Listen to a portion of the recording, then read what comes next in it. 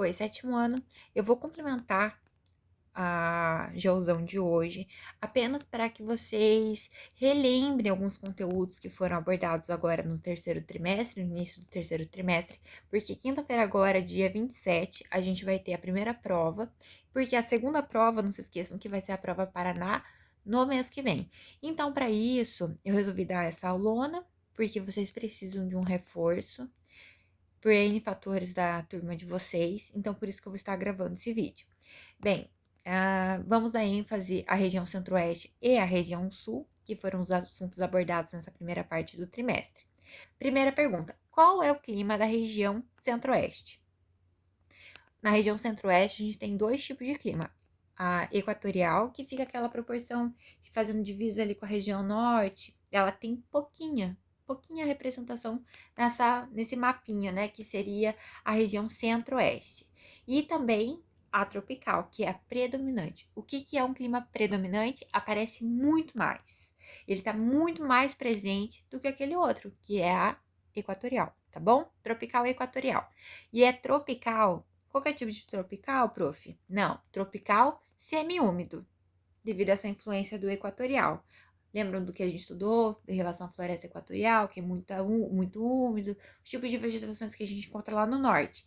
Como a gente não está no norte, estamos no centro-oeste, é um outro tipo de clima, mas possui influências daquilo que está em cima. Quais são as vegetações que a gente encontra, então, na região centro-oeste? São 4.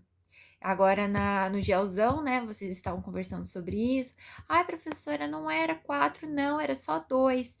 Gente, existem duas vegetações que são típicas do centro-oeste, que é o Pantanal e o Cerrado. Mas não é somente elas, tem outras duas, que é a floresta amazônica, que é aquela que faz com a divisa do norte, ainda tem fragmentos nessa divisão do centro-oeste, e assim, num outro cantinho que é a Mata Atlântica, floresta tropical, devido à vegetação do nosso país. Deixa eu ver alguma outra questão. Deixa eu ver certinho aqui. Falei, sim. Em relação à composição do Centro-Oeste. Como que o Centro-Oeste, gente, é formada? Formação política, né? Os limites que a gente encontra no Centro-Oeste. Quais são? São 4. 4 unidades federativas. Lembra que eu conversei com vocês que na região centro-oeste a gente não fala estados? Por que a gente não fala estados?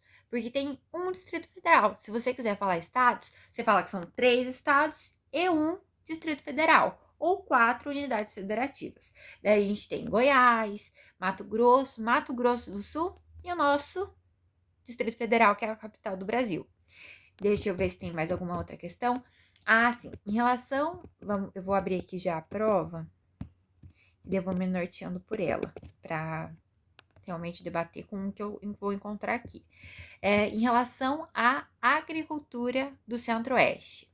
A agricultura do Centro-Oeste, a gente consegue ver que vai ter nas proporções do Cerrado do Pantanal. Principalmente na vegetação do Cerrado. Porque do Pantanal é muito úmido, né? Vocês lembram que eu comentei em relação à novela que a gente vê agora, das inundações que tem nessa parte do território. Então, não esqueçam disso na hora da prova. Só que o Cerrado, ele tem uma particularidade. Vocês se recordam qual é? Que o Cerrado, gente, ele não é um solo rico. O que não é um solo rico? Ele não é cheio de nutrientes. Se você for plantar lá, não vai chover vegetações, chover plantações. Mas no Centro-Oeste, a gente vê a maior presença da agricultura em relação ao nosso país. Por quê? Porque há uma correção do solo. Aquele solo que é bem empobrecido, porque ele é todo ácido, eles desacidificam. Eles tiram essa acidez do solo, corrigem o pH do solo para daí fazer as plantações. Nessa região, além de ter uma grande proporção agrícola, a gente vê uma grande expansão também em relação à questão das terras que são agriculturáveis, né? Que são cuidadas. Mas será que é só da agricultura que a gente encontra lá? Não, também da pecuária. A região centro-oeste é uma das regiões que mais recebe incentivos governamentais, isso significa dinheiro, para a produção da agricultura. Só que é só dinheiro que recebe? Não, são algumas facilidades também. Incentivo não é só receber dinheiro, é poder ter ajuda, o auxílio do governo para que aquele teu planejamento econômico surge e prospere, porque tudo isso a gente vai ver como nação, como Brasil, e não só como aquele agricultor que plantou aquilo. Não, a gente vê todo um panorama. Deixa eu ver alguma outra coisa. Em relação à agricultura, a gente pode falar sobre isso mesmo, dos incentivos, da questão do solo, de ele ser ácido, né, da grande expansão da agricultura nessa região.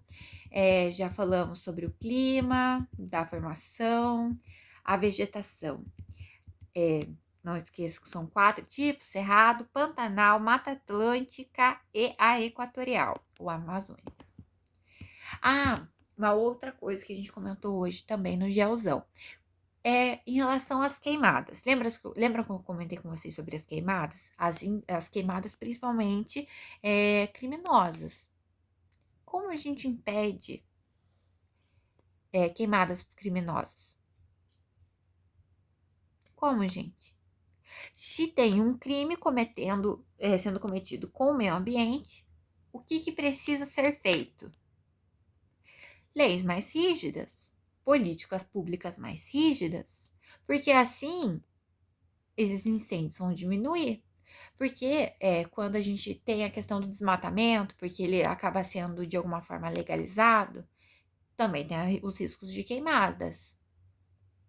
Agora, o desmatamento é crime ambiental também. Então, tudo isso do desmatamento, a questão. O desmatamento, na verdade, ele vai estar relacionado com várias questões. Não somente com o próprio desmatamento em si, mas depois com a baixa umidade que vai ter do ar, né, do solo, a questões das temperaturas elevadas. Tudo isso pode acabar propiciando um cenário de queimadas. Às vezes poderia ser considerado natural se não antecedesse por todo esse crime, né, que vem do desmatamento. Só que tudo isso antecede se tivesse, seria antecedido e protegido caso tivesse esse resguardo que são das leis mais rígidas, né? Deixa eu ver outra coisa. Agora vamos para a região sul. A região sul, a nossa amada região que nós vivemos no estado do Paraná, a região sul composta por 3 estados, podemos falar 3 estados ou 3 unidades federativas. Aqui a gente pode usar livremente a questão do estado. A região sul é a menor região do Brasil em proporções territoriais, então, em questão de território, terra física, nossa região é a menor. A questão da região sul, que, né, foi um problema que a gente teve na aula porque vocês não estavam interessados, se dispersando, foi bem complicado. A questão, então, principalmente pela migração. Lembra que eu comentei com vocês daquele cenário histórico que a gente tem em relação à nossa região? Lá no Tratado de Tordesilhas, a região sul, que ficaria mais embaixo, ela seria quase totalmente dos espanhóis. Depois, né, sucedendo para a questão do Tratado de... Qual que é o outro tratado? Me fugiu na cabeça. Mas, de qualquer forma, o outro tratado que teve com Portugal e Espanha, a gente teve mais um pedacinho de terra. E nesse pedacinho de terra, a nossa região aparece. E daí, quando a coroa portuguesa, ainda não então Brasil, quando a coroa portuguesa resolve povoar a região sul, a gente vê a questão da migração para essa região. Então, há vários incentivos, né, pela coroa portuguesa de atrair quem? Os europeus. Que europeus são esses? Os espanhóis, né? Os próprios portugueses, os poloneses, os italianos, os alemães, e outros povos também, mas principalmente esses, da Europa. E também da Ásia, que é a questão do Japão, mas esse aí é um outro tipo de perspectiva para ser analisada. não cabe a essa reflexão nesse momento. Mas essa questão dos incentivos. Então, eles davam proporções de terras para esses povos que vinham de lá para migrar e se fixar definitivamente aqui no sul. Tanto que o sul tem uma proporção de pessoas que se declaram brancas muito alta, aproximadamente 73%, de acordo com o IBGE, lá de 2018. Agora não tem os dados atualizados certinho, mas vejam, em relação ao nosso Brasilzão, da região sul, 73% de pessoas se autodeclaram brancas. Isso, para uma proporção de um território, é muito alto. Mas isso tudo vem devido aos contextos históricos que a gente encontra aqui. Lembrando também da questão dos povos nativos, que acabaram sendo extintos ou acabaram sucumbindo, né, a toda aquela questão da colonização. Não vou ficar batendo nessa tecla. Mas então, se a gente tem todos esses povos vindos de lá da Europa para cá, me falem, há uma miscigenação grande aqui, apesar da maior parte da população ser branca. Isso não é algo que está sendo discutido aqui. A miscigenação, ela é grande? Se tem vários povos, a miscigenação, o casamento, as relações familiares entre esses povos acontecendo durante vários e vários séculos, acaba tendo uma grande miscigenação. Se são vários povos, várias etnias, vários pensamentos, formas de se falar, né? A questão do idioma, depois virando português de qualquer forma. Mas tudo isso propicia um cenário heterogêneo, não é homogêneo, todo mundo igualzinho. Não vai ser assim, vai ser miscigenação. O nosso povo, aqui no Brasil, ele é todo miscigenado. Não tem alguém puro, por quê? Devido a essa questão da colonização. Não existe essa questão da questão pura. Isso é algo totalmente eurocêntrico, né? A não ser que você nascesse lá na Europa e a tua família só vivesse com as pessoas dessa região, desse país. Mas não é o que acontece, né? Na nossa questão. A questão também do baixo percentual de indígenas, né? Nos traços da nossa população aqui.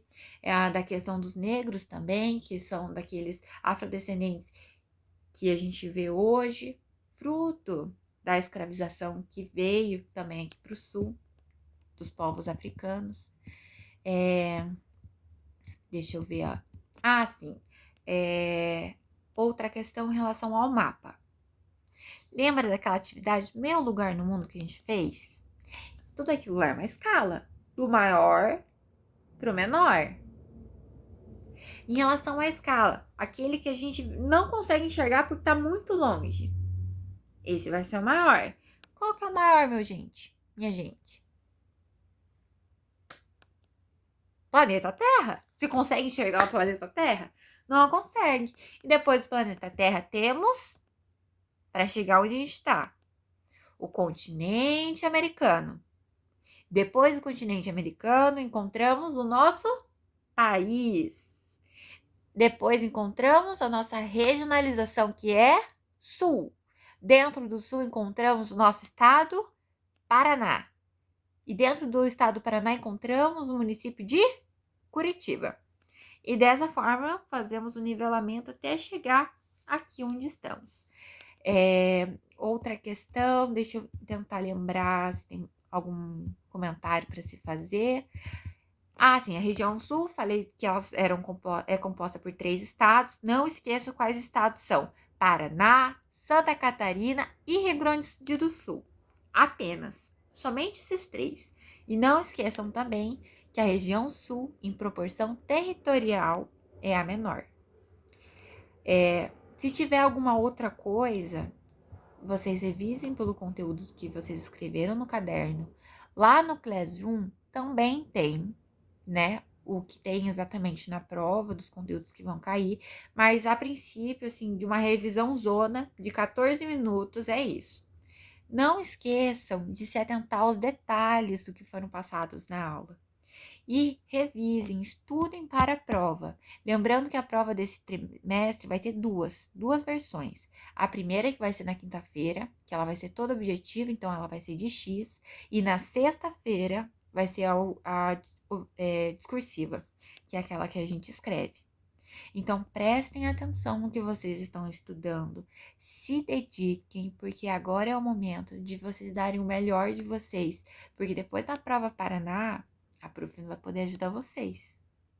Vai ser daquilo que a gente está trabalhando em sala de aula e mais um pouco daquilo que a gente ainda não viu se preparando em apenas um mês, tá bom? Até mais!